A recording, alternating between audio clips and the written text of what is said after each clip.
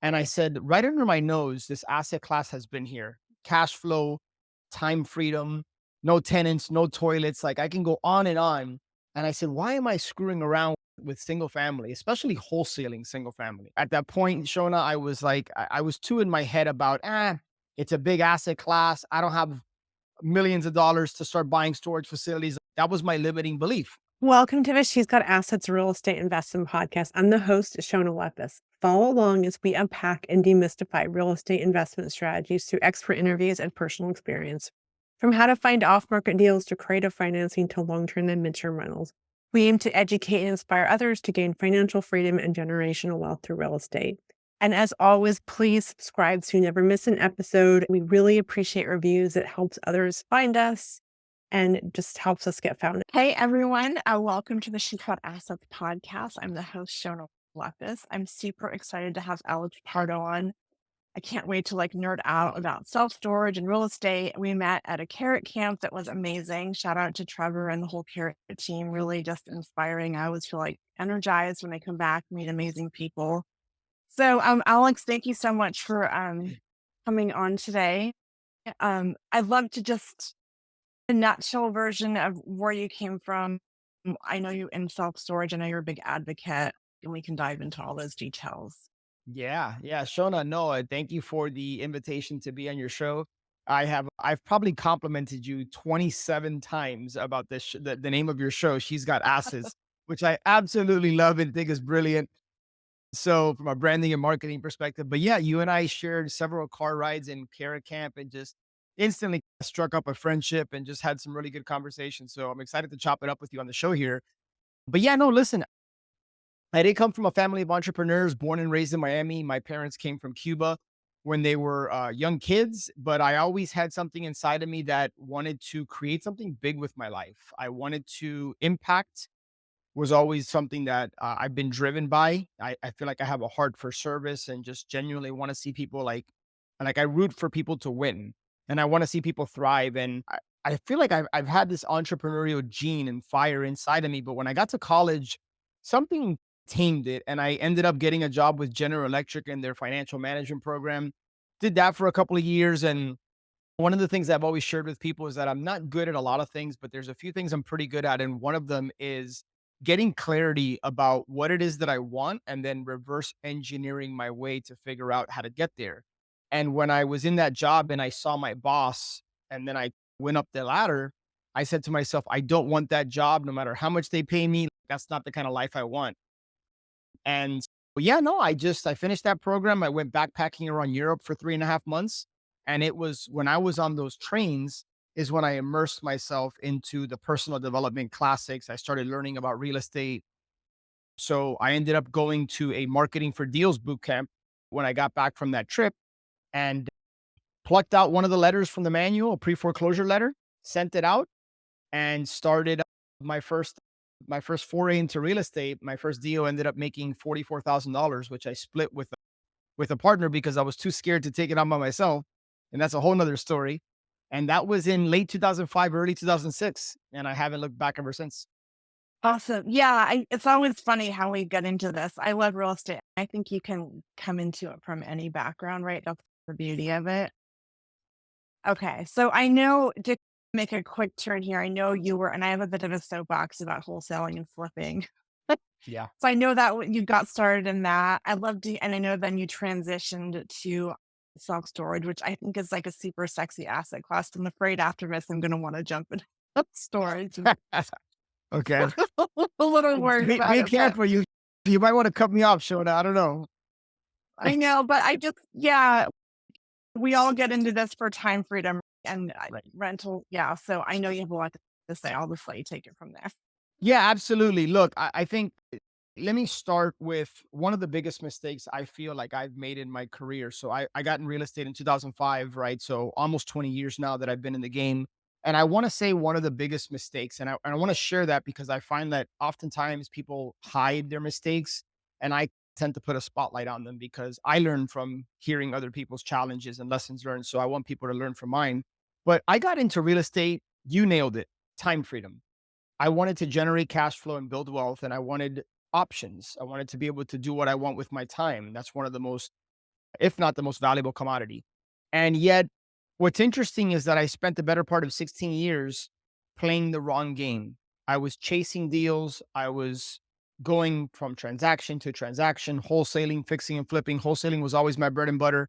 And while I don't look back with regret, I do wish I would have been a little smarter about playing the right game. And what I mean by that is I made a lot of money wholesaling throughout the years, but I remember in 2017, 2018, I was on a cruise with my wife, and it was kind of like a defining moment for me. At that point, I had built a team of, I think I had 8 or 9 people on my team at that point, maybe a little less. And while I wasn't the one wearing all the hats in the business, I was putting out a lot of fires from like a management perspective. And I remember a lot of challenges, deals were falling out of contract, people were going around our back trying to poach deals from us. And I told my wife, I said, something has to change. I feel like I'm playing the wrong game here, right? Not only am I getting taxed at the highest bracket, but I was starting to get burnt out from chasing deals. At that point, I think we were doing north of 50, 60 deals a year, nothing too crazy. But I remember in 2019, my overhead balloons to about 40 to 45 grand a month. I had to close 2 deals a month just to break even, just to keep the lights on. And at that time, I was coaching a gentleman who owned a storage facility, and I got an inside look into what an incredible asset class self storage is. And I said, right under my nose, this asset class has been here: cash flow, time freedom, no tenants, no toilets. Like I can go on and on. And I said, why am I screwing around with single family, especially wholesaling single family? At that point, Shona, I was like, I was too in my head about, it's a big asset class. I don't have millions of dollars to start buying storage facilities. That was my limiting belief. And I'll come back to that. So I ended up starting to buy rentals in Cleveland, Ohio, in the Midwest part of the country, where you don't necessarily experience a lot of appreciation, but the cash flow is pretty steady. And it took about 3 or 4 rental houses to then quickly realize if I want to generate X amount of cash flow and I really want that time freedom, I just quickly saw, similar to the job I was in General Electric when I looked at my boss, like for me, this isn't going to be the way to go. It takes too long. There's nothing passive about being a landlord. I even had a property manager in place, but I had to manage them. And so just a couple of months ago, I sold off my last single family rental, and it was in 2021, end of 2020, beginning of 2021, when after shutting down the wholesaling operation, I just completely pivoted and transitioned 100% into self storage. So I'll pause Listen, there. no tenants, no toilets. Yeah. I think Yeah. it's No. Yeah. Look, no, I'm allergic to rehabs. I do not enjoy rehabs. I've done quite a few of them. I don't like it. With storage, the rehabs, what we call capex and commercial capital expenditures. What are we talking about in storage? We're talking about, for the most part, concrete buildings with metal doors and metal roofs, and all we do is rent space, right? So we don't have plumbing, we don't have all the stuff we have with single family and multifamily. And so while it's a sexy asset class, it's a boring business. And there's so many benefits that I wish I would have known earlier on that I know now. But it's just a simple business. And I think that's the biggest thing shown is that the wholesaling operation that I built. Are you there? yeah, yeah. Oh, I'm so sorry. My screen like Oh, flashed somewhere else and I completely oh, lost you. But the wholesaling business that I built, Shona, wasn't really a business. If I'm being honest with you, like when I exited that, I wasn't able to sell the business. Now I sold off assets of the business, list, domains, things of that nature, but I wasn't building a business. Storage is a business. It just has the benefits of real estate, right? From depreciation, appreciation. Like I just did a cost seg a couple years ago, a cost segregation study on one of my facilities, saved a bunch of money on taxes. Like it is a legitimate business, but I don't have all the headaches that come with single family and in some cases multifamily. Like you said, no tenants, no toilets, no long-term leases where I'm locked in. And here's the cool thing about storage and just commercial in general. We can force appreciation. And what I mean by that is that in commercial, the value of the asset is dictated by the net operating income, the income the asset produces. We can do simple things like rent raises every 6 to 9 months, and we can force the appreciation. We can increase the net operating income, which increases the overall value of the facility. So again, I'll pause there because I could go on and on about the benefits, but it's just one of those things that I didn't take the time to learn the asset class because of limiting beliefs. I thought years ago that I needed hundreds of thousands, if not millions of dollars to go buy these assets. And now I know that all the magic and the power is in finding the right opportunity. And there's no shortage of capital, at least where we are today in this market. There's no shortage of capital chasing these opportunities. If you understand how to find deals, you understand how to structure deals, if you understand how to generate leads, all of the skills that we acquire in single family easily. Yeah, that first appreciate that it's a beautiful thing when you get that. It's so I'm curious, right? Like how this might be a little in the weeds, but like when we're looking at multifamily or single family, we're going by like rent roll. Is it the same concept in storage or how? I don't know anything about the underwriting. Hey there, savvy investor. Quick question. Are you ready to jump into midterm rentals but not sure where to start? I've got you covered. And she's got assets. We help real estate investors set up and fully book their first midterm rental with quality guests so you can double or even triple your cash flow. And here's the kicker. We dive deep into marketing strategies, including how to tap into the lucrative niche of getting insurance leads for displaced families as our long-term stays that can really boost your bottom line without all the hassle and regulations of short-term rentals. Sound interesting? Head over to shefatsassets.com/NTR and get all the details. And if you're new to real estate investing, we've got something just for you. Check out our REI Playbook course where we teach you how to snag your first investment property by finding off-market deals without cold calling or door knocking. We'll even walk you through creative deal structures like owner financing and how to leverage what you've already got. You can find all that goodness at she'sgotassets.com/REI. Oh, and one more thing, don't miss out on joining our free She's Got Assets community. We've got a ton of resources plus weekly live streams where you can dive deep into strategies to help you succeed. You don't want to miss it. Trust me. Hop into the community at she'sgotassets.com/network and let's get you crushing those real estate goals. All right, back to the show. So I'm like really curious how like the nuance Yeah. of it. Yeah, no, it's a really good question, Shona. And here's how I would explain it.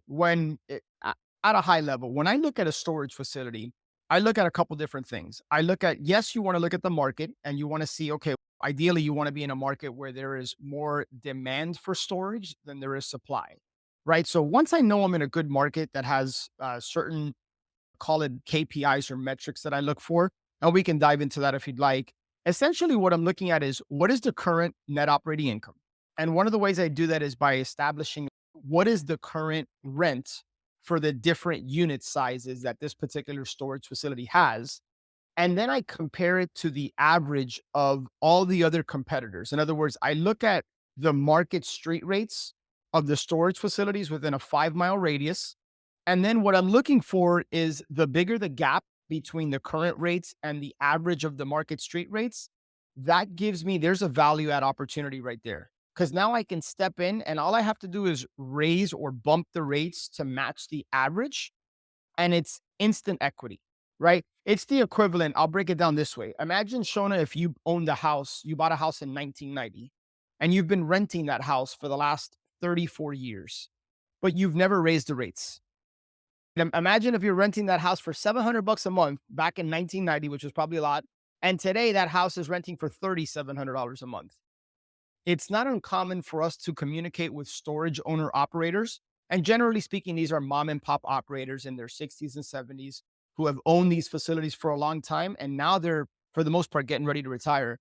It's not uncommon to come across a lot of these operators that haven't raised rates in years.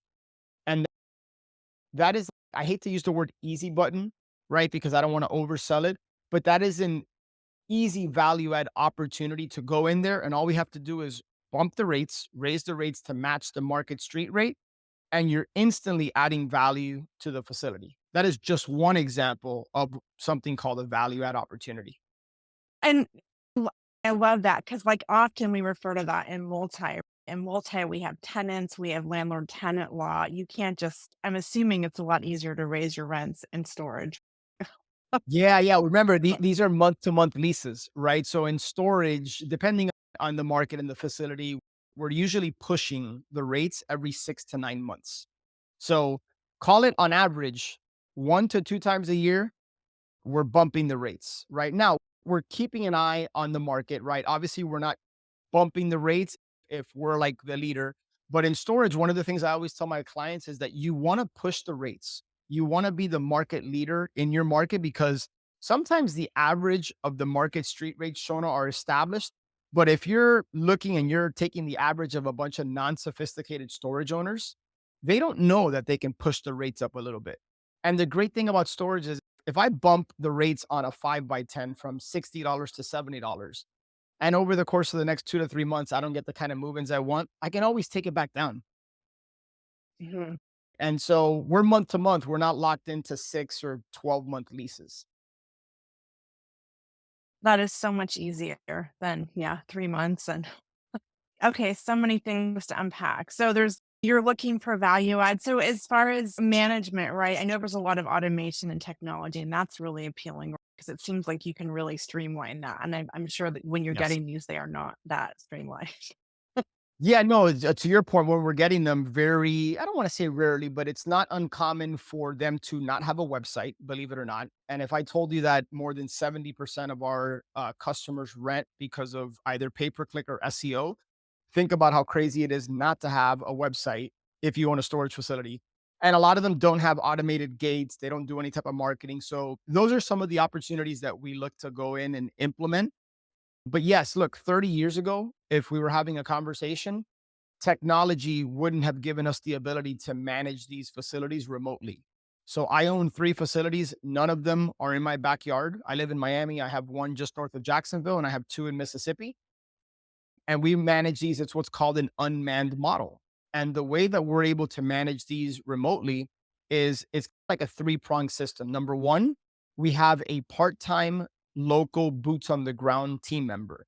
And that person goes to the facility on average once a week, and they're responsible for doing unit lock audits, overlocks, unit cleanouts, taking pictures of items that need to be auctioned off because a customer didn't pay. That's generally speaking what that person does. Then we have a third party management company that manages the day to day operations of the facility, and they have an in house call center. So when customers call to ask questions or rent a unit, they're not calling me or somebody on my team, they're calling the management company.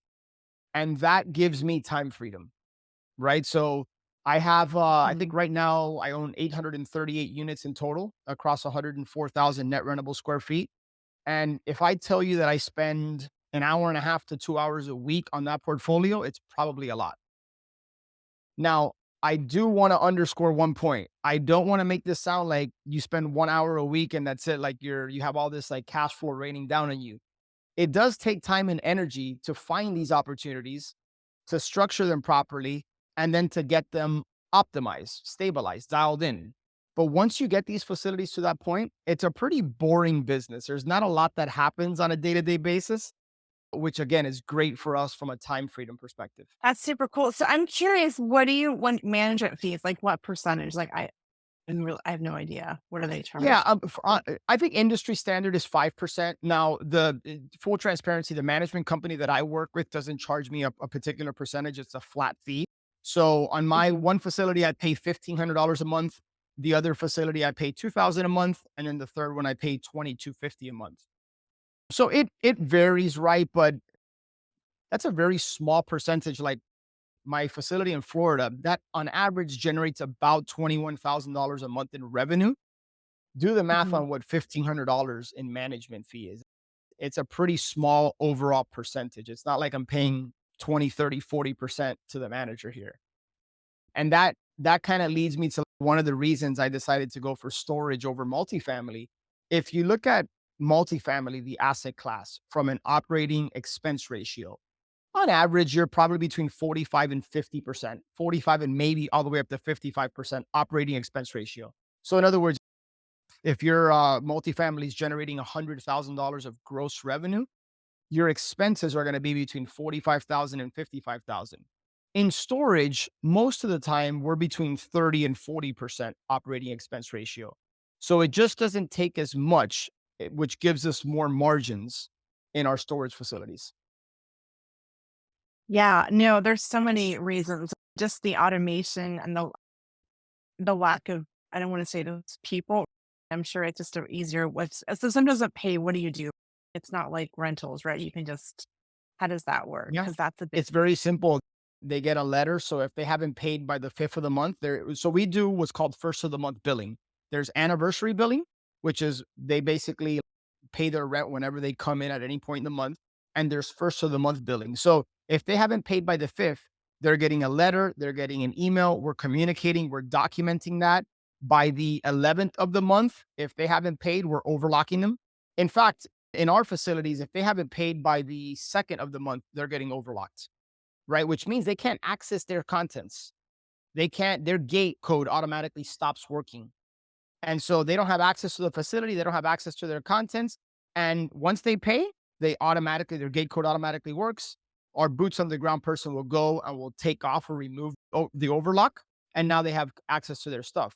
So depending on the state the facility is located in, usually by the 67th day, we can go ahead and auction their stuff, provided that we followed a particular protocol, right? Like we've publicized something in the local paper, we've taken pictures of their stuff, we've reached out to them a certain amount of times. And that's the great thing is that it's not like we're dealing with evictions here that could take 3 to 6 months.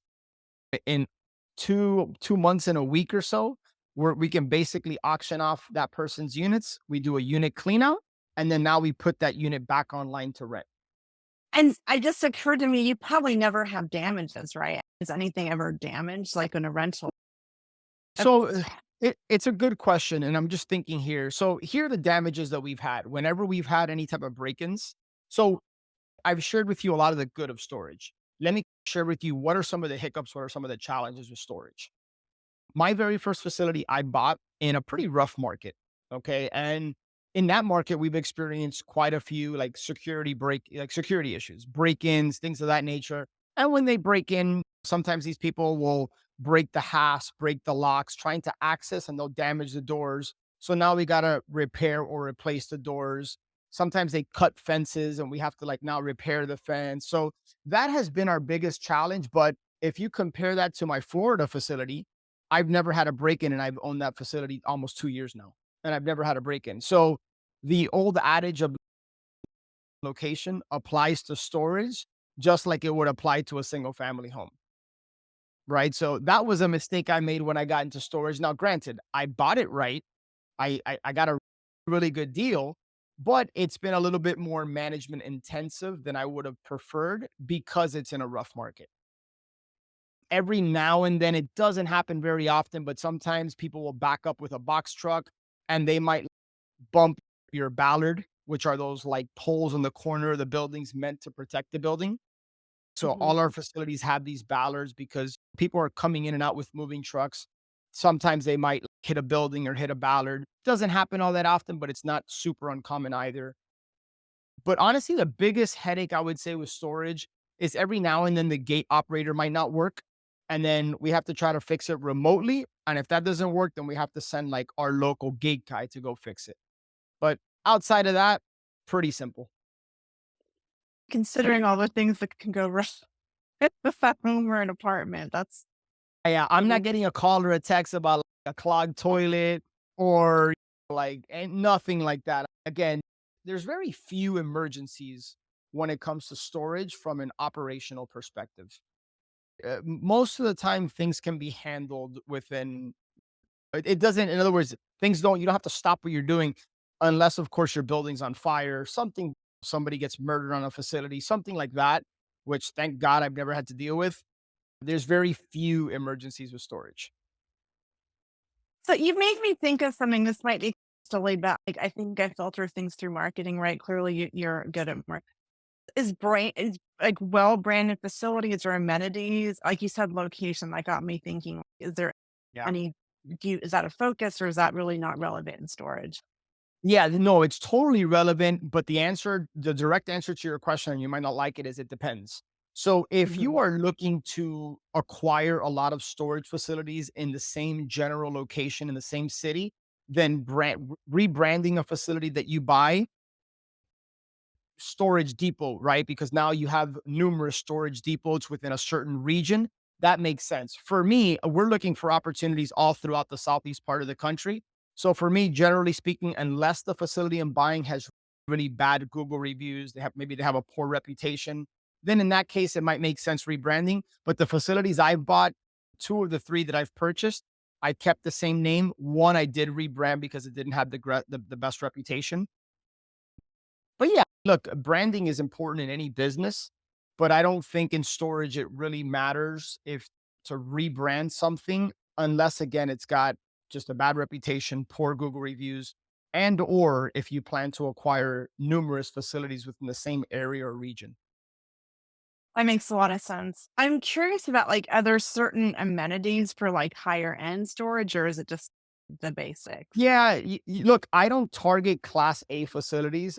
And this brings up an interesting kind of a conversation we can have because people sometimes often ask me, like, what's step one? Where do I even get started? We don't like I live in Miami. I've never spent 1 minute, Shona, looking for storage in Miami. Why? Because in the big metropolitan cities, they're generally speaking, they're dominated by the REITs, the real estate investment trust. These REITs like public storage, extra space, cube smart, life storage, like these are the national brand facilities that we're typically speaking, we're not buying facilities in markets where down the street there's a public storage. We're looking for secondary and tertiary markets that have a population between 1,000 people all the way up to 60,000 people. We look for markets where the population is increasing over time. And then I like to be in markets where the average medium household income is $50,000 or greater. So, as far as amenities are concerned, like if you go to the class A facilities, you're going to have obviously you have climate controlled, you have multiple floors, you have automated kiosk systems, you might have vending machines and all these different types of things. We're looking for ideally class C facilities located in class B areas or class B facilities located in class B areas. And as far as amenities are concerned, obviously you're going to have your automated gate, you're going to have your automated keypad where you can access your unit. But we don't really like my facilities. I don't have those automated kiosks. Everything can be done with their mobile, but we don't have any sexy class A type amenities at our facilities, if that makes sense. Yeah, no, that makes sense. It's yeah. Okay, I just thought of something else. I think that leads into who are you buying from, and if is it the typical avatar? And we always talk about the tired landlord avatar in Yeah. single Yeah. family or small multi. Is Yeah. it a similar mom and pop tired facility owner? Yeah. Yeah, I Curious. would say for the most part, yes. I would say probably I'm thinking of all the storage owners I've spoken to throughout the years. I would probably say a high percentage, 80% or more, I would classify between the ages of 65 and 75 years old. Usually, and this might be dangerous to say on a podcast, but please do not read into what I'm about to say. In my experience, the majority of the time, men own these storage facilities. I don't know why that is. I don't know if it's a good old boys club. I don't know if storage, but I just don't know. Now, having said that, I have spoken to women who own storage facilities. And please, again, don't, I want to be crystal clear. Anyone, men, women, race, I don't care about race, color, sexual, I don't care about any of that. Anybody can own and operate storage. It's a simple asset class for the most part. But yeah, if I was going to define an avatar, I would say, generally speaking, it's a man between 65 and 75. He or she has owned the facility for probably more than 20 years and they're getting ready to retire. They're done. Now, do I have the motivated storage owner? Oh my gosh, I have to get rid of this thing? No, because again, there's not really that many emergencies, but do I get the burnt out storage mom and pop owner? Absolutely. Yeah, that makes sense. And so marketing is a big part of it. Is it how are you finding it's networking marketing? What's your Yeah. strategy or Yeah, absolutely. Remember when I said earlier that all the skills we acquire in single family translate over to storage? I wish I could give you like some ninja storage specific marketing, but here's how I've gotten all my deals. You ready for this? Direct mail, cold calling, and relationships. I've been involved in five, about to be six storage deals, and they have all been like all those opportunities have come from one of those. So I think three of those deals have come from direct mail, one from cold calling, two from relationships. the So classics, right? the classics, yeah, like direct mail. Shona, you and I at Carrot Camp, we compared our letters and they're very similar, right? My letter's very down to earth. I'm not some big company. I'm just a regular dude. There's a picture of my family and I at the bottom. We're raising two little girls. I'm not lying. This is the truth. We're just looking for storage. And I convey that and communicate that. And I encourage them that if it's not the right time to sell their storage facility, to keep the letter and keep me in mind. And I may or may not have shared this with you at Carrot Camp, but September of last year, 2023, let me backtrack, share with you a quick story. In June of 2023, I get a call from a sweet lady. She was probably in her, and look, and this is the exact opposite of the avatar that I just explained. I'm guessing, I don't know her age, but I'm guessing this lady was probably in her 50s. Her and her, as her husband owned a storage facility in a small town in Louisiana. And she said, she calls me, she says, Alex, you don't know me, but you sent me this letter 2 years ago. By the way, this was the first direct mail campaign I ever sent out when I got into storage. And she said, it appealed to me because it was a picture of your family and it felt very personable. And she said, I always knew I wanted to sell this facility. I just didn't know when the right time was. And I'm considering selling it. Are you still interested? So I had a handful of conversations with her between June and the beginning of August. Well, I ended up getting that facility under contract in August.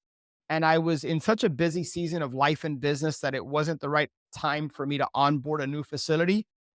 I ended up getting that property under contract and I ended up essentially selling 100% of the rights in the LLC to a friend of mine who is in that state for 550. So I made $150,000 on that one deal that came from a direct mail campaign that I sent over 2 years ago.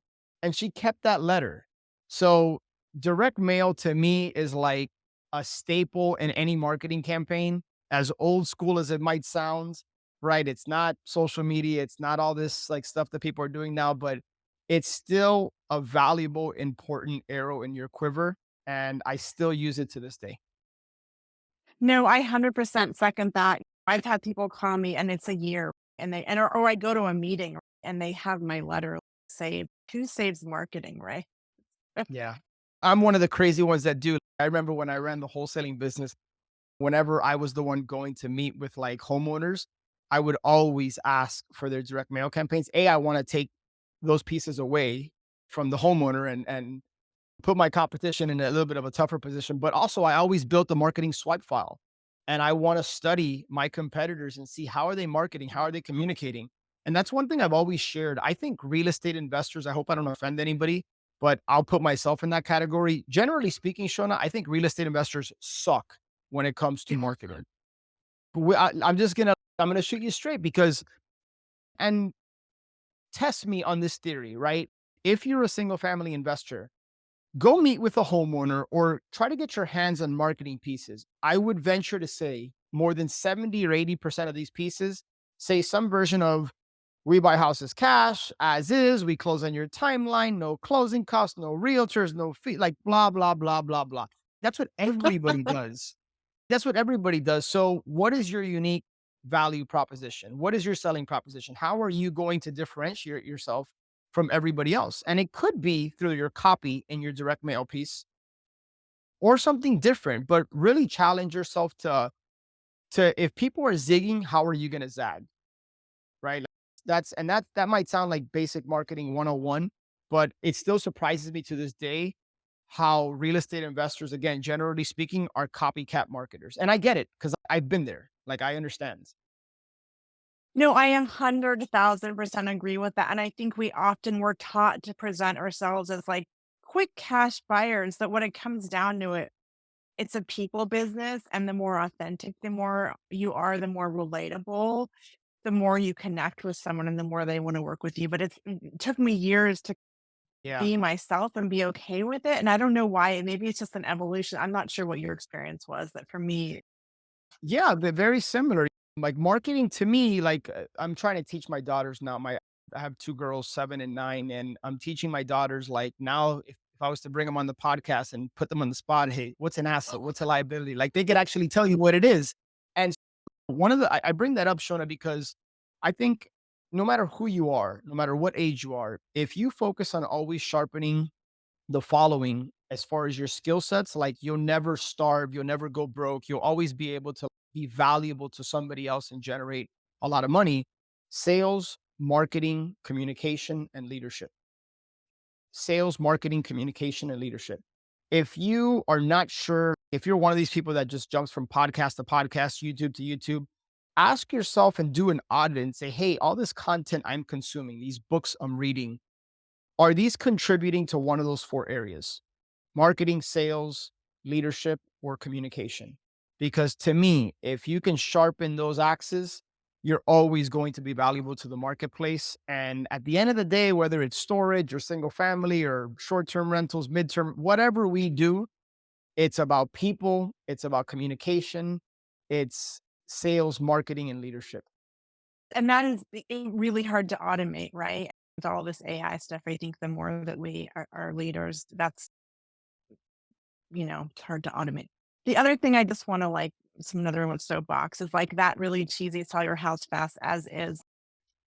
What if someone doesn't want to sell their house fast? What if they want to sell on a note? And we make all these assumptions about what people want to Yep. do. So I know Yep. you do a lot of that. I'm curious what your Yeah. thoughts are Yeah, on Shona, that. it drives me crazy when I see people pitching as a value proposition or as a feature or a benefit. Like, hey, I'll close in 3 days. It's what if that the thought of closing in 3 days like stresses that person out because there's no way they can like do everything they have to do in 3 days. Now you've automatically X'd yourself out for that person. So I think it's really important that you get to know the person you're working with, whether it's a storage owner or a homeowner, like what is the pain that your solution solves or that your offer solves, right? What is it you're offering? And does that solve their pain point, right? Just basic 101 stuff, but we really got to break it down that way.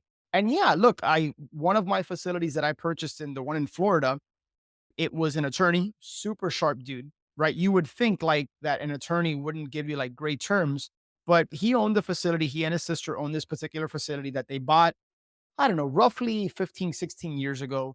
His sister was running it. He's in Ohio. They weren't really treating it like a business, right? They bought it cash. And so it was generating some cash flow for them. And it just wasn't a big pain point. But they always had this thing over there in Florida that was this for the storage facility that they weren't really treating like a business. I ended up paying his price. He was looking for a particular price and it was at the top of the market, but I'll always pay anybody's price as long as they let me dictate and create the terms. And so we were able to pay him his price, but we structured no debt service payments for an entire year. So essentially, think of not having any payments for 12 months. And then we got a 3.25 fixed interest rate. We were able to amortize it over 35 years, which is pretty uncommon in storage. Storage is, for the most part, amortized 20 or 25 years. We got 35-year AM, which lowered the debt service payment. We got a 5-year balloon, and then we got first right of refusal, and we got all the lettuce and tomatoes, right? Like we got all the different things that we want as options if we're going to get involved in a seller finance type deal. Yeah. And I really think too, that really serves the seller too. If you understand what they want and you can craft something, it really benefits them. It's not just us. And that took me a while to realize Yeah. when I was first starting out. Yeah. And to Uh, your point, Shona, so this particular gentleman, the seller, generates more money on our monthly payment to him than they were operating the facility. So think about that.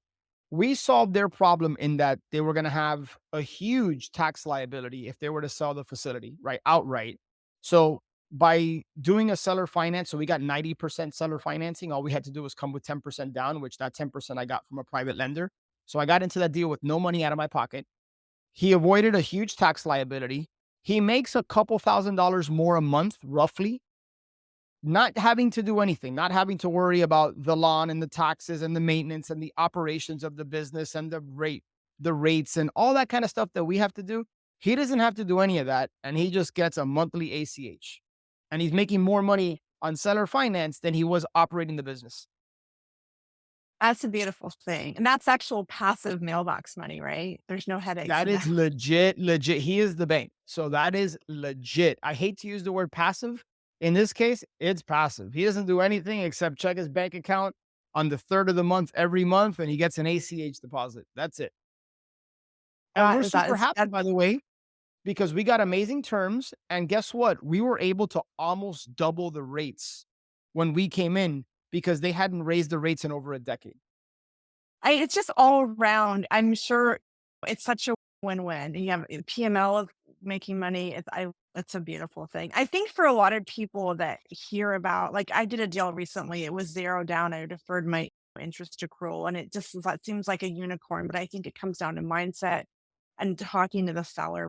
And I don't know if you have any tips. I think people just they jump in with how about we do seller financing without really understanding the needs of the seller, I think. Yeah, yeah. I don't even bring up seller financing until I've diagnosed the seller. Like I have a coach in sales. I talk about marketing, sales, leadership, and communication. Like I put my money where my mouth is. So I have a sales coach. And one of the first coaching calls I had with him, he goes, Alex, role play with me for a second here and pretend that you had a pain. Like he was like, where are you experiencing any pain in your body? And I said, my knee bothers me a little bit. He says, okay, great. When you go to the doctor and you tell the doctor, hey, doc, I got knee pain, does the doctor automatically like prescribe medicine or give you a solution? No, like he's going to ask you several questions. He wants to understand what led to this. He wants to understand what you're feeling. He wants to understand how often, what's the frequency of this pain, what's the level on a scale of 1 to 10. There's a lot of questions the doctor's going to ask you before he prescribes a solution. We are no different as real estate investors, storage operator owners. Like we are no different. We need to ask the question and ask questions and pre-qualify these people. And by the way, Shona, I've had meetings with storage owners and with property owners where I genuinely didn't feel like I was the best fit for them. And I go ahead and tell them that outright. And it's not like some Mhm. sales strategy to redirect and go in it. No, it's, hey, look, honestly, yes, I'm happy to make you this offer or a couple different offers, which I prefer to do. But quite honestly, I think you're better off like listing this with an agent because I think you can get more. Like I will flat out tell them that and I'll genuinely mean it. And sometimes they take me up on the offer and it's okay, great. This is a better solution for them, even though I couldn't help them. And then sometimes it actually works in your favor where they're like, that transparency, that honesty wins them over. So I think the underlying point here is that it's important to ask questions, pre-qualify people, and really get to understand what they're trying to solve. And then your job as a creative investor is to figure out a structure and a solution that can help them accomplish that while also giving you what you want. Yeah, 100%. I think that diagnosis, I think we jump to offers way too fast. Traditionally, Way that's too like what we're fast. taught a lot of the time. And it's shove a Wait, contract, wait. get them under contract. Yeah, wait. Yeah, it's a shotgun approach. And no, I think if you take your time. Now, having said that, I'm not necessarily saying that you want to waste all this time, but it is important to connect with the person, understand what they're after, why are they even considering selling before you present a potential solution or solutions. 100%. I'm curious, and and this is like more B2B. Are you meeting in person or having a phone call and then sussing it out, or how does that go generally with What storage? 100% is over the phone. 100%. Like I've never met with a storage owner face to face. Now, having said that, look, I have a friend of mine who owns a pretty big storage portfolio. I want to say he's got 9 or 10 facilities in the Midwest, and he's pretty much in his backyard within a 3 hour drive. Like all his facilities are within a 2, 3 hour drive. Again, I live in Miami. I don't have the benefit of that. I'm probably not looking or buying a big class A storage facility in Miami. So I look at secondary, tertiary markets. And so literally 100% of the deals I've done has been over the phone. Okay. Yeah, everything's possible. So I guess to circle back, if someone's done some flips, has some single families, and you know what, I'm a tired limb. I want to get in. How do you talk to a seller, and are you just really honest? Hey, I don't have a storage unit. How do you Yeah. translate your experience to I make them love feel that question. confident? I love that question. So I'm going to give you my favorite approach to this. But before I do, you said something that was super key, mindset. I don't care what we're talking about, guys. Like mindset is everything. And how you approach a conversation. Because to me, sales, and I forgot where I learned this, but sales is essentially just a transfer of enthusiasm. And when I started approaching people, like initially, I would always ask the question, I try to build some rapport, right? Quote unquote. And then I would eventually, hey, would you consider selling? Have you ever thought about selling? Like I would ask some variation of a question like that, which is okay.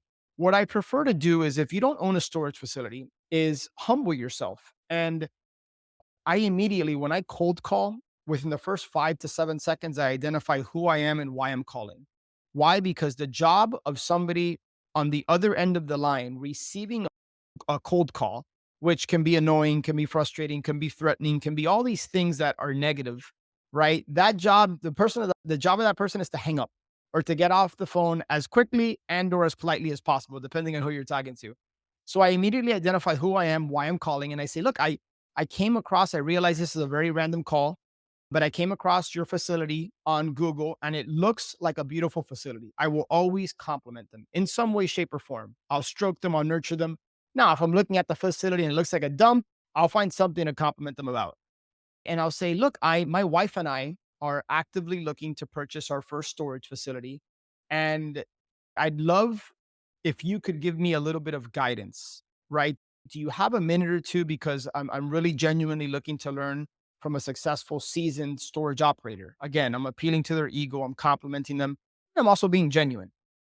And I Right. find the conversation with the storage owner, Shona, and for those of you who have never spoken to a mom and pop operator, trust me when I tell you this, more times than not, is so much easier than the conversation with a quote unquote motivated homeowner. Like it's just a different conversation. And I have found that probably 60 to 70% of the time, that person is open to answering your questions and they want to help. And so I'll just ask them, like, hey, how'd you get involved in storage? Like, what is it you love about the business? What's a challenge? How are things going for you? Like, I'll literally just engage in a dialogue with them. And then at some point, I'll transition. Look, this has been super helpful. I really appreciate your time. Thank you so much. By any chance, do you know of anybody? Like, clearly, you're very well networked, a lot of storage owner operators. Do you know anybody that might be open to selling their property? And I haven't measured the percentage, but I would say maybe 2 out of 10, 3 out of 10 times, they say, "Actually, like, I might dot, dot," and then now you've stepped into a different part of the conversation. Every now and then, they'll give you a free referral, and then probably 50 to 60% of the time, they'll tell you, "No, I don't," and, "No, I'm not interested." And then I always ask, "Is it alright if I stay in touch with you? Can I follow up in 6 to 8 months from now?" And regardless of what they say, unless they tell me do not call me, generally speaking, I'll usually follow up anyway. Because Dan Kennedy, Marketing 101, right? Like we want to enter the conversation already happening inside the minds of our prospects. And going back to that lady in Louisiana, 2 years ago, she was thinking about selling, but she wasn't, the bread hadn't baked in the oven. Back in June, we heard the ding. She was ready.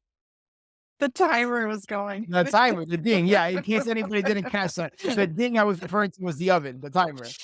Yeah, I love that. I love how honestly, how it is, I think, and I had this when I was starting out, this fear of talking to sellers, but they're just people and it's really a That's conversation it. and people like to talk. Like you don't even they just well, they like to talk in my experience. But you're very open-ended is what I got from that. It's just heavy thought of, not like a hardcore kind of sale. Like now, look, we can certainly talk about what are the handful of questions if they are interested in selling that I think are important to get from them. But I don't have some fancy ninja sexy like storage owner script. Like we have a general framework that we share within our community, but yeah, I just try to relate. I'm not trying to be somebody else. I'm being myself. I'm just humbling myself. Even today that I have some success in the business and I own some facilities, like I'll relate to them on the fact that, hey, I'm a storage owner operator. And look, my wife and I are just looking to purchase another facility. We have these three and XYZ. I'll usually try to appeal to something that I know a storage owner operator is going to experience. So I'm always seeking for ways to establish some type of identity, bond, or connection with the person I'm communicating with. And that goes with a storage owner, or I think it was Dale Carnegie, was it? How to Win, or Stephen Covey. One of those two, How to Win Friends and Influence People. That's in there. Like that book is a staple for anybody in entrepreneurship and just people in general. It's just about building relationships at the end of the day with people. It really is. Okay, you got me really intrigued. What are I know nothing about storage, so I would filter it through what I would ask for, like, single or multi. What are some, like, questions? Is that Yeah, income or what do you got one of you them right know? there. Okay. All right. Here's the cool thing about storage is on the back of a napkin, literally on the back of a napkin, on a piece of paper, on my phone, I could underwrite a storage facility in 60 seconds or less, maybe 2 minutes max. Right now, that does not substitute or take the place of full deep analysis, what we call underwriting. Right. So that's not a substitute. But if I'm on the phone with an owner and I can get the revenue that they generated last year, the total gross revenue, if I can get the year to date revenue this year, if I can get the unit mix, right? So, in other words, the unit mix is how many 5x5s, how many 5x10s, how many 10x20s. If I can get the unit mix, if I can get their current rental rates for each one of those units, then with that information alone, I can pretty much underwrite the facility and more or less tell you what it's worth and what a ballpark offer would be, right? Now, additional information I like to collect is I always like to get a P&L, a profit and loss statement, last year and this year. If you can get that, it's automatically going to tell you the revenue, it's going to tell you their expenses, and it's going to tell you what their net operating income is. Now, I don't put too much stock and emphasis on their expenses. Why? Because their expenses are not going to be my expenses. They're probably managing it themselves. They're probably not paying themselves as a manager.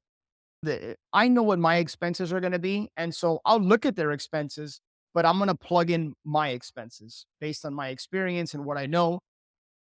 I'm going to look at their occupancy. That's another number that I would like to get from them. Hey, what's your current occupancy? And oftentimes they'll say, oh, I'm pretty full. Okay, how many units do you like? Seriously, like they speak very well. There's Mhm. a difference, Shona, between physical occupancy and economic occupancy. Let me explain to you the difference. Physical occupancy is you, Shona, as a customer of my facility, you have your stuff in a unit, but you might not be paying. It's the unit is physically occupied, but it's not economically occupied. Right? So if I can collect $100,000 being 100% occupied, but I'm only collecting $80,000, I'm 80% economic occupancy. But all the units might have stuff in it. It might be 100% physically occupied, but not 100% economically occupied. That's so fascinating. Do you ask that directly or is it more just a No, roundabout? that number's not super important to me right now. I just want to get a general idea. I don't get into economic and physical occupancy when I'm talking to a Mhm. storage owner. I just want to find out, like, hey, where's your occupancy at, more or less. So again, unit mix, the current rates, if you can get their P&L, occupancy, and then some other not super important at this stage of the game, but I want to know like how many net rentable square feet is the facility. And if you have the unit mix, plug that into a Google spreadsheet and you can easily do that math. I like to know like how are you managing and operating it? Do you have a gate? Are you using a management software? So I'll ask them some general questions about how they're managing. And then when it comes to the condition of the facility and determining from a CapEx, capital expenditures perspective, what does it need? I'll always ask about the roof. The roof is going to be one of your big items. The roof or roofs, usually. And what's funny is that most of the time I hear, oh, they're in great condition. I'll dive a little bit deeper. Okay, have there been any repairs done? Have you ever done any repairs? Yeah, years ago I did this because there was a leak. Okay, well, there's some patchwork. I said, are these original roofs or have they been replaced? Oh, no, it's original. And then you look it up and the facility was built in 1986. It's okay. The roof may or may not have some life, but that's something to keep in mind. But yeah, that's pretty much it. Like the cool thing about storage, Sean, is that I don't have 127 questions I have to ask the storage owner. Like pretty much a handful of questions for the most part. And I pretty much have what I need. And this is again probably a really dumb question. Is there an inspection period like single Yeah, family? not a dumb question at all. Yeah, there's something called due diligence. So Okay. whenever we go under contract is when our due diligence clock starts. Let me backtrack. My contract stipulates and states all the different things I need. And until I receive that from the storage owner, that is when my due diligence clock starts. So, in other words, I need your tax returns. I need your profit and loss statements for the last 3 years. I need your management summary report. I need your tenant rent roll. Like, I need all these different things. And until I receive that, that is then my due diligence clock will start. For the most part, I like to get 45 to 60 days worth of due diligence. And that is the first time that I am either flying out or driving out to the facility to physically see it for the first time. Right. So I'm not spending any money on travel or a plane until I have that facility under contract. And during that 45 to 60-day due diligence window or whatever you negotiate is gives you the ability to back out if you ultimately see something that you don't like that you didn't anticipate, or obviously you have the ability to renegotiate. Yeah, it's a longer time frame than often with Oh, and why? Because but you're buying a business. We're not Mhm. buying one single family asset Right. with one roof and two or three toilets. You there's a due diligence checklist, right, that you need to go through to make sure that you don't want any blind spots when you walk in. Like when you walk in, you need to know what you're getting involved in and what type of asset is it a complete turnaround? Is it a value add? Like you need to know. We're not just winging this. And if you're going out and getting bank financing for these storage facilities, sometimes they might require a business plan, right? Like they want to Mm. see and interview you, like, how are you going to now operate this? How are you going to take it from here to here? Buying a business, that makes a lot of sense. Okay, Yeah. we make this all sound extremely easy, and I wanna tie that back into mentorship and coaching and how that's so important because, there's a lot of this isn't just, "Oh, you just call a seller and you get a deal and do due diligence and you're good." Yeah. No, look, Shona, that's another mistake. That's another, I talked early on in the podcast about one of the mistakes I made was playing the wrong game, being a transaction type investor, going from deal to deal. The other mistake I made the first 2 years of my career between 2005 and 2007, I always saw coaches and mentors as expenses. And how naive and stupid that I was because my very first fix and flip project was a $500,000 project late 2007. Just by giving you the year, you Mhm. can imagine what happened to me. Between myself and a partner, we lost 102,000 bucks. So I lost $51,000 of my own money. And I've done, I don't know, probably somewhere close to 800 deals in my career. That to this day has been the best deal I've ever done. Now you ask, why would you losing 51 grand on your first fix and flip be your best deal? Was because right after that happened, within a couple of months, I hired my first coach and I have literally had a coach every single year between 2008 and today. Today I have four coaches. I counted them. I have four coaches in different areas of my life. I'm not kidding. And when I got into storage almost 4 years ago, I hired a storage coach, right? Because yes, can I figure this out on my own? Are there enough resources on YouTube and books and podcasts and all? Yes, I can, but I also know that I might be making expensive mistakes. And why not learn from somebody who's been there, done that, right? Especially somebody that there's a core value alignment, somebody that resonates with you. And so I act and do what I preach. So I coaching, masterminds, communities, mentorships, like those relationships have literally changed the course of my life and business. And as a result, like in 2013 is when I started coaching real estate investors. So yeah, earlier this year, I launched a Storage Wins coaching program where the singular goal of that program is to help people find, fund, and profit from their first cash flowing facility within 6 to 12 months, which is awesome because that's the part of the business that really fills me up. Storage and real estate, it's cool. I'm pretty good at it, but it's a vehicle. I don't wake up in the morning doing backflips to go do another deal. But I do backflips when I hear about a success that a client or student is having, or people making progress, or learning a new asset class that can really change your life. That's the stuff that lights me up. Yeah, 100%. No, I feel the same way when I have students. It's so amazing. I think it's funny because we spend money oftentimes on college or higher education, but for some reason, real estate, there's so much free content. I think we forget the value of coaching and mentorship. I know for me, it's been a game changer. Like Yeah. it's paid off in dividends that Yeah. there's just so much content. So how do you know when it's worth paying for it versus To me, I view coaches, Shona, as like the ultimate insurance policy. Like the Mm, peace of mhm, mind that I have, whether I do it or not, that if I run up into a challenge or something I haven't been through, I have a number of people I can pick up my phone and text or call. And more than likely within a 6 to 12 hour window, I'm going to get a response back. Hey, let's hop on a call. Let's talk through it. Let's work through it. And just having a thinking partner, somebody who's steps ahead of me in that area of life, that aspect of business, whatever, to me is invaluable. And then also somebody who like I'm somebody who I'm going to hold myself accountable because when I make an investment, like I'm going to follow through. And somebody mhm. told me years ago, when people pay, they pay attention.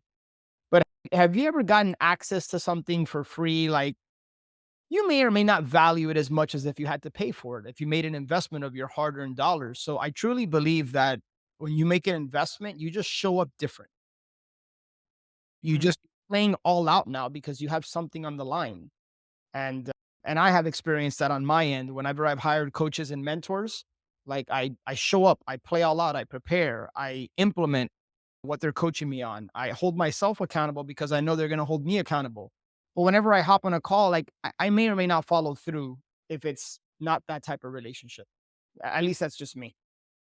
No, 100%. I think there's a commitment there, and you're also just yeah, there's a level of commitment you don't have when you're just watching a video or something. So, Yeah. no, I have yeah, I'm very grateful to coaches. I never did so many courses before I was in real estate. They Same, definitely same. paid off.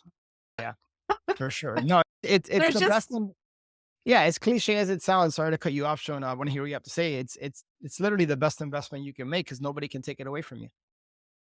but I have to ask, maybe this is a personal question. I think when you put yourself out there as you do, people see you as a resource.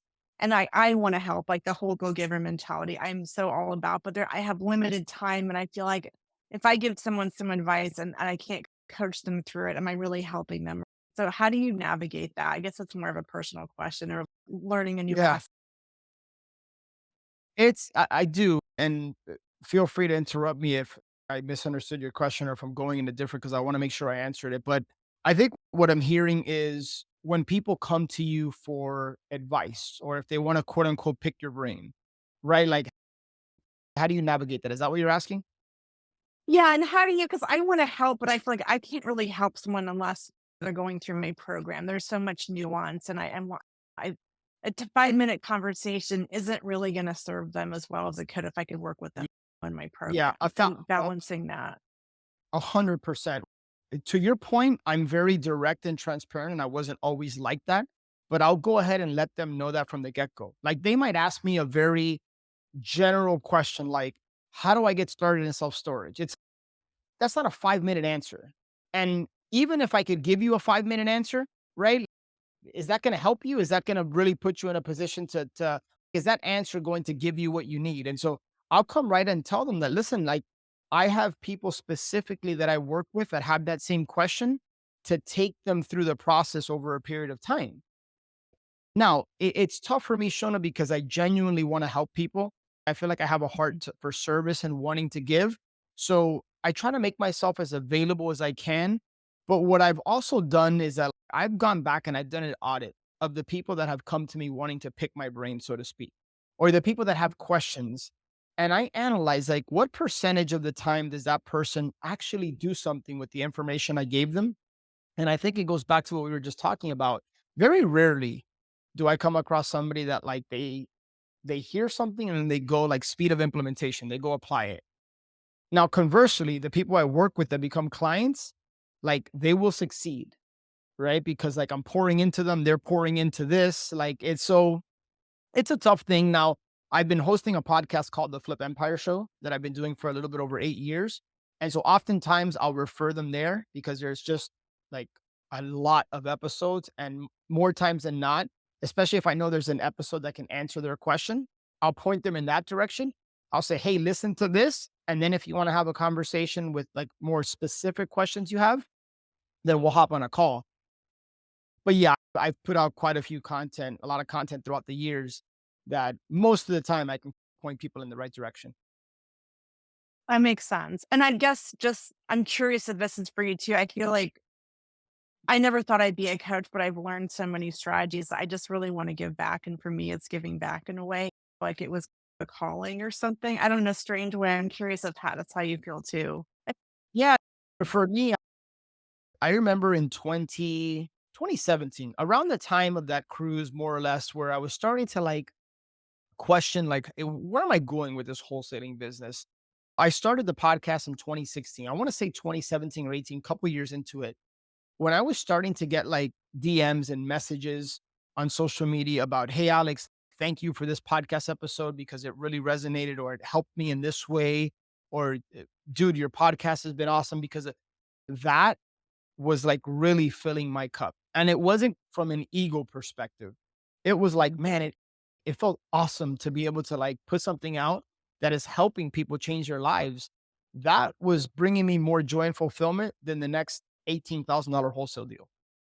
Right? Now, don't get me wrong, I was grateful for that money, but once you've done a bunch of deals, it's just another deal. You know what I mean?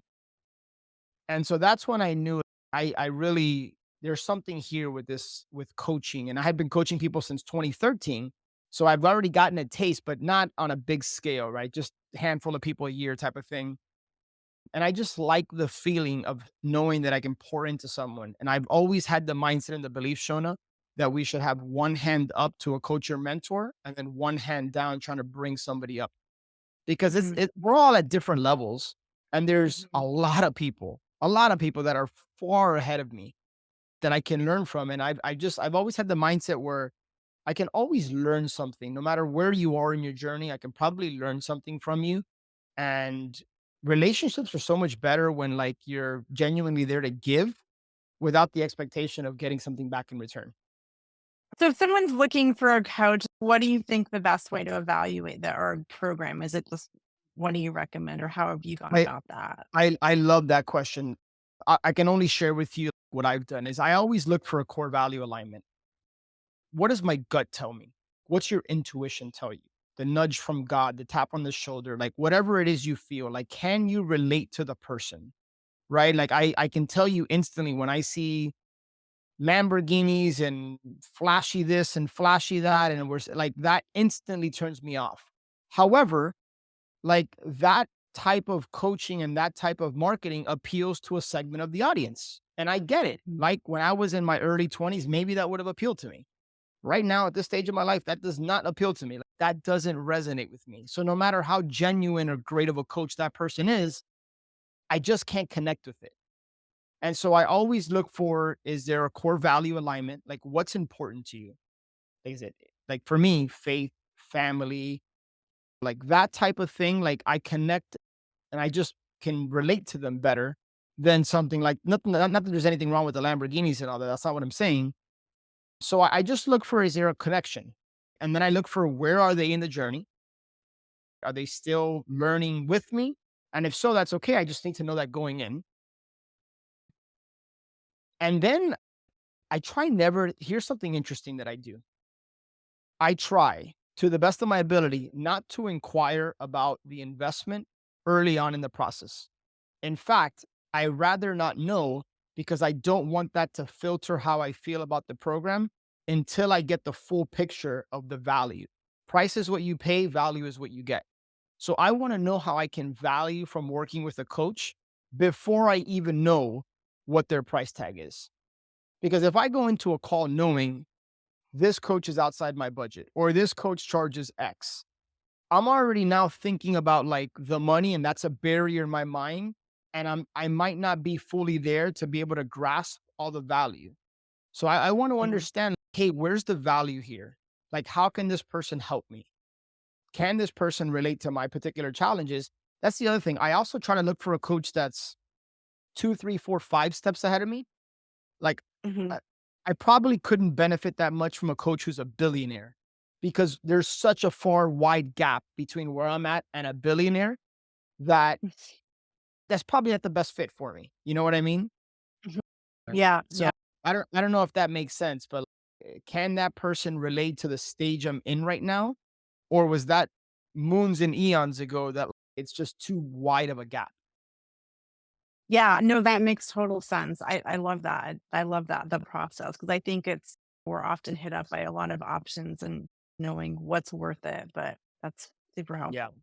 I'll let me add one more thing, which I think can be really valuable for people listening. I was considering hiring this particular coach not so long ago, despite the fact that I have 4 coaches.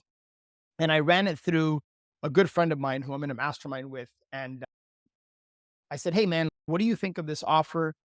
Before you ask me the question, let me already answer it because he's a coach as well. And I already knew what he was going to ask me. And so I answered in a Voxer, here's why I'm considering this. Here's what I think I would get that I'm maybe not getting over here. And then he asked me a very simple question. He goes, "Alex, is this going to provide clarity for you or is it going to be provide clutter?" And I was like, wow, clarity or clutter? It- and ultimately, I decided on, hey, this is probably going to be clutter. I feel like I have everything I need right now, but am I fully executing on what I have right now? So be careful not to be somebody who's always looking for the next best thing because you may or may not have what you need. And if you don't have what you need, then by all means, go find the person and go get it. But in my particular Mhm. case, I felt like it was going to add more clutter than clarity. That is a great filter, right? Because there's so Yeah. many shiny objects. I love that. That's a great way to get to the heart of it. Is there anything else that we didn't cover in storage? I have a couple wrap-up questions. It's been so fun. I feel like I could keep asking you questions for No, yeah, no, I love this. Look, again, I want to be as transparent as possible. Like, I find that a lot of people, and this was me years ago, and I've made so much progress in this area. This is the last thing I'll share. And I'll shut up because I don't know if people want to continue to hear me talk, but try to get out of your head about how you might look, sound. I'm afraid to make a mistake. I'm afraid how I almost didn't start the Flip Empire show 8 years ago because I was too worried about how I was going to look and sound. And what if I made a mistake or this? And that simple decision to start that podcast has allowed me to create meaningful relationships, friendships, opened up a lot of doors and opportunities. And the same thing can apply to wherever you are in your business. So don't ever make a decision based on fear. And especially don't ever make it based on how are you going to look, sound, feel, all these like the inner critic, how you're, because at the end of the day, Shona, I find that people got their own stuff to worry about and they're not worried about you. Like, I'm not that important that I got people like waiting on me to make the next. They might think about me, talk about me for a second, and then they're moving on to the next thing. So don't worry about that because I'm not important and neither are you. Now, you are to your loved ones, obviously, but you get the idea. But put yourself out there. Put yourself out there. So if you're scared to cold call, like step into that unknown because everything you want is going to be on the other side of that pain or discomfort. And until you start to associate what you want with getting through that versus the pleasure of being in comfort, then you're never going to grow. You're just not going to grow. So that wasn't meant to inspire people, but just to share that genuinely I felt compelled to bring that up because I find too many people not putting themselves out there, not taking that leap, not making that call, not transitioning their business because of fear. And we rarely ever make the right decision when it's rooted and based in fear. that is very good advice. You answered my question. It was like, Oh, what's a top business or life advice you'd give someone to live life on their own terms? I think you just answered it, but if you yeah, have, I'll go with yeah. that. And then find your tribe, find your community, find the person that can help you. I make it a habit to read 10 pages every single day. I make it a habit. Like I'm looking on my board, I have 4 non negotiables every single day, no matter what's going on. Connect with God, daily sweat, which is i.e., working out, read 10 pages, and quality time with family. Like those are my 4 non negotiables. No matter what's going on, I do everything in my power to make sure that those 4 things happen. That's so important because life gets busy and we don't prioritize it. It not doesn't happen. Yeah. This is like a new question I'm adding. What's your biggest asset in life or business? Ooh, what is my biggest asset? That's an easy one. My relationship with God, hands down, is my biggest asset. Probably not the answer you were expecting. My support system, my family. I don't know how I do what I do without that support system. And then I think just my ability to learn something and then just implement, just the ability to, I hate to say take action because I feel like that's so overused. I got to find a better way to say take action, but just my ability to just ready, fire, aim. And Mhm. I've adopted that mentality years ago.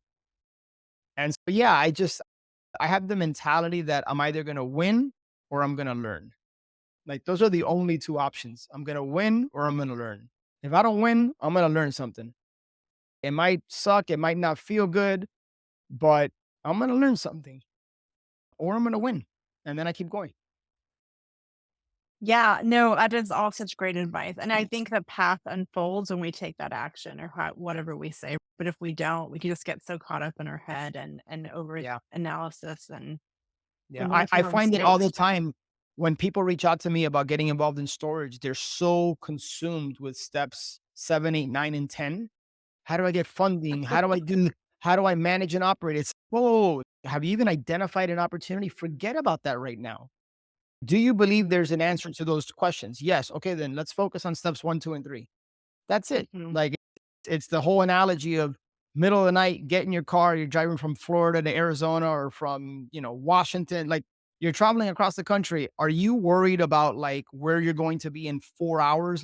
No, like just let the headlights in your GPS take you from where you are to the highway. And then from the highway to that's it. That's a great analogy. You don't question are you gonna make it. You're gonna make it, right? If you just set that intention and set your GPS and follow the That's it. You know why? Because intentionality and clarity. If you have that's your foundation, then you got to take the action, i.e., get in the car, turn on the car, put it in drive, and go. Same thing. I hate to oversimplify it, but it is that simple. you have to believe it. You have to believe you can find that storage unit or find that deal, or you just That's that it. starts with that That's it. intention. And it's so simple, but it's yeah. So To your point, if I have never been in a car and I don't even know what a car is, I might not get from Miami to California because I have no idea the capability that the car can actually get me there. So I might not even step in the car. And again, I hate to sound such a simple elementary example, but I know that if I turn on the car and it has gas or I have an EV and it's charged up, like it's gonna take me there. I just need a GPS and I need to know how to drive. That's it. and you never doubt that. You never doubt. Unless you No, run out of gas or something. There's no, I that's don't know it. if I'll make it. Right. That's Yeah. it. That's my mindset is literally like the most important ingredient to this whole puzzle we call success. It's It your mindset. really is. Especially when you're starting out. I feel like it feels very intimidating and everyone else is getting deals and they're all putting their best selves out there, but we're all in it together. Uh, that's Um, why I've shared lessons learned and challenges because I don't just because I'm on here being interviewed by you, it doesn't mean I have everything figured out. I got challenges just like everybody else. Be careful to look at other people's highlight reels on social and feel less than because you're only seeing the highlights. You're not seeing like the challenges and the struggles and the pain points and the lessons learned and all that because we all have them. for sure. Yeah, it's easy to get caught up in that in the glossy version of it. Thank you so much, Alex.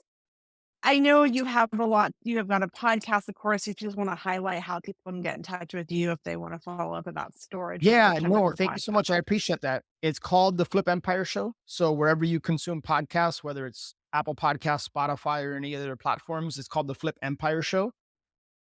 And then, yeah, for anybody interested in storage, I actually have a valuable resource. I gave a talk a couple of months ago about how you can find, fund, and profit from a cash flowing storage facility within 6 to 12 months. It's not a pitch, it's 100% content.